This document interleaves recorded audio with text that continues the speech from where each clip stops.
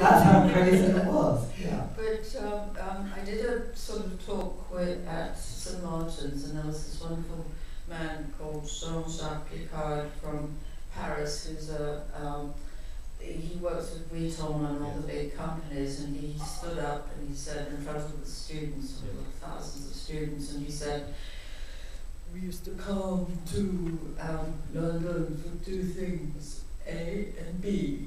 A for abortion and B for Biba. The students, I mean, the faces, they didn't think it was funny at all. Well, it was amazing, and you go into Biba and you see... Not abortion and Biba. No, you didn't go to Biba for that. Yeah. Design No, but...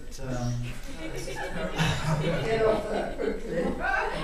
But Nicky had this amazing, he's always been a jeweler, and I'm wearing one of his pieces, and he had this wonderful stall in Antiquarius, yes. and every Saturday afternoon, at the time I was free, I'd go shopping and buy these amazing pieces he had from 30s films and stage productions. Oh, mad stuff, and all from, you run around, you could go to Bermondsey Market, this great big antique market early in the morning on a Friday. I mean, like 4 o'clock with a flashlight and buy all the stuff. Barbara was actually probably my best client. Yes.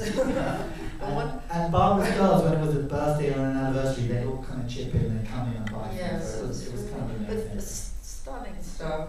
And then one Saturday afternoon, I managed to get Fitz out of the shop, and we went to see Nicky, and I think I had Beetle with me to run time.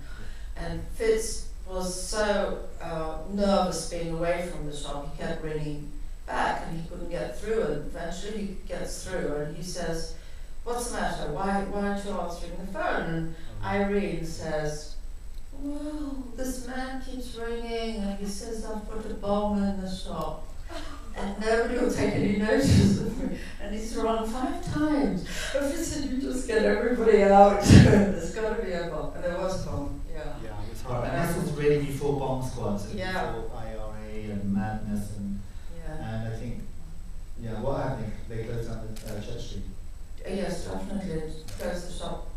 By the time I got to the shop, the police they didn't have bomb squads in those days, and they said to Fitz, you and your staff go in there and search for the bomb. And I was, had a baby and a dog with me, a big dog, and it was really scary. But they did find the bomb. It exploded in the basement, in the shop. Yes, it was. Barbara, when you have so many choices, and you've been in London, you've been in Rio, is the reason that you're in Miami now, is it because, is it to do with the light or the Deca buildings, or why have you kind of stayed in Miami now? What makes you well, stay there? it's sort of, it's the lack of different different changes in the year, and before you know it, I went there for 6 months to do Ronnie Wood's club, and 20 years later we were still there.